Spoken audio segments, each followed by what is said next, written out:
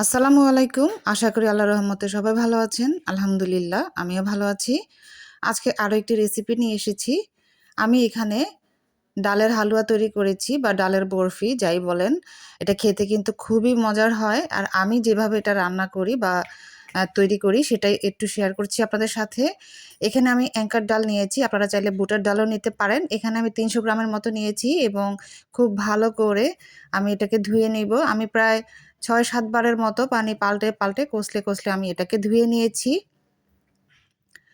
তো ধোয়ার পরে আমি বেশ খানিকটা পানি দিয়ে ভিজিয়ে রাখবো প্রায় ৬ থেকে ৭ ঘন্টার জন্য। তো এই যে ফিরে এলাম ৬ ঘন্টা পরে।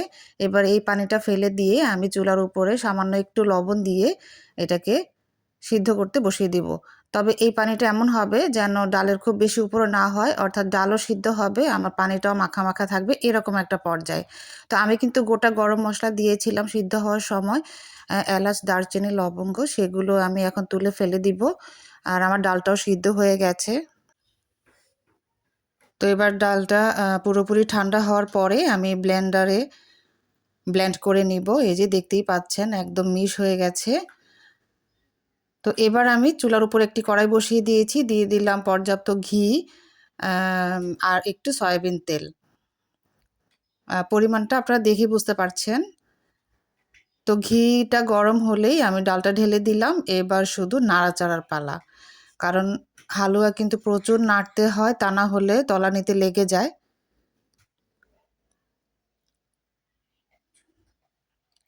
এভাবে ৫-৬ মিনিট নাড়াচাড়া করার পরে আমি দিয়ে দিব চিনি। আমি এখানে ২৫০ গ্রামের মতো চিনি দিয়েছি। ২৫০ বা ৩০০ গ্রামের মতোই হবে। তো মিষ্টিটা অবশ্যই স্বাদ অনুযায়ী দিবেন। এবার আবারও নাড়াচাড়ার পালা। এভাবে নাড়তে চাড়তে যখন দেখবেন যে এটা একদম এভাবে ঘন হয়ে গিয়েছে এবং পাতিলের গা থেকে উঠে, উঠে যাচ্ছে, তখনই বুঝতে হবে এটা হয়ে গেছে। এই যে দেখতেই পাচ্ছেন অনেক ঘন হয়ে গেছে এবং পাতিলের গা থেকে কিন্তু হালুয়াটা উঠে, উঠে যাচ্ছে। তো এখানে একটা জিনিস স্কিপ হয়ে গেছে। আমি এখানে একটু ইয়েলো ফুড কালার দিয়েছি। আপনারা চাইলে সেটা দিতেও পারেন, নাও দিতে পারেন। দিলে একটু কালারটা ভালো লাগে, এজন্য দিয়েছি। তো যাই হোক, আমি কিন্তু এটাকে উঠিয়ে একটি ২টি ট্রেতে সার্ভ করে নিয়েছি। আর ট্রেগুলোতে আমি আগেই কিন্তু একটুখানি ঘি ব্রাশ করে নিয়েছিলাম। তো যখন কিনা পুরোপুরি ঠান্ডা হয়ে গেল, তখন আমি এটাকে শেপ মতো কেটে নিচ্ছি। আপনারা চাইলে যে খাঁজ পাওয়া যায় ফুলের, সেটা দিয়েও করতে পারেন। তবে সেক্ষেত্রে হালকা গরম থাকা অবস্থাতেই করতে হবে। তো এই যেই দেখতে পাচ্ছেন আমার হালুয়া একদম রেডি। খুবই মজার হয়।